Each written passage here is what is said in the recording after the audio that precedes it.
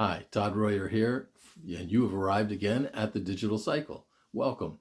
Today I want to talk a little bit about strategy and how strategy and uh, vision fit together to help you make decisions. And in all of that, where's the money? I mean, if you're going to make decisions, you want to make decisions that are good for you, good for your business, and that usually means making money. So how does that all fit together? And to do that, you have to start with looking at about a little bit about how you do think. And the two pieces of your thinking that are really critical in this are how do you project the future and what kind of scrutiny do you provide or apply to that future. And those two things are organic. I mean, they come from your mind and your gut level response to what you're thinking. I mean, you're thinking about, wow, I'm going to do this in the future and that will make me money or that will help my business. And then your gut level is like, well, does that feel like it's right? Is it going to get me where I want to go? And for that, you need a little bit bigger vision and you have to have a strategy, and that will make the decisions a whole lot easier. Now, an example of that is when I built my recruiting practice, my boutique technical recruiting practice, Honeywell was one of my clients, and I hired people for their West Coast specialty materials group, which was basically, they made materials for Intel and other chip companies. So I had to figure out strategically what they really needed when they were hiring. They would tell, I knew some vice presidents there, I knew some directors, and I wanted to know two things. What was the culture in the group that they were hiring for? And were they bringing in somebody with something new that would actually refocus and recenter that culture?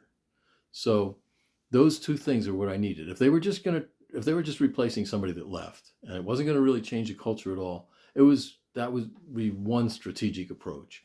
And if they were bringing in somebody new and that would have an impact on the culture itself, then I had to know that. And I had to start to figure out, well, does this person have the skills, but above that, the personality that can carry that off and actually impact an established group and make changes in it? Coming in from the outside, that's a big request.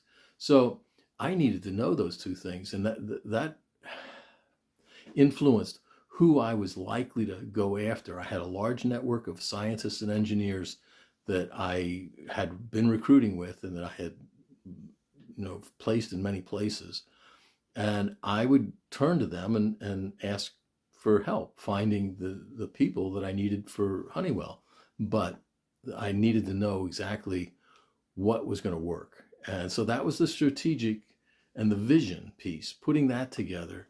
And then I could go out and make the right decisions about, is this the right person or not? So it was really sort of big picture, the vision, and then the strategy of, well, what am I going to do? Is it going to be a culture person that the group's culture is important? Or is this somebody new coming in and they're going to impact the culture and change it? And so that was the strategic piece, and that would influence what kind of decisions I would make about who I was going to approach. So think about that. Think about your own niche and what you do and how the strategy and the vision fit together and how they impact what kind of decisions you make. And if those decisions are about creating a future, and what kind of scrutiny you're applying to it so that you can make money. I mean, you're going to look at a future that has opportunities to make money. So you need to scrutinize that. So anyhow, that's it for today. Just wanted to go over the vision, scrutiny, decision-making chain and talk about how it had worked for me. And I'm sure some version of that's working for you.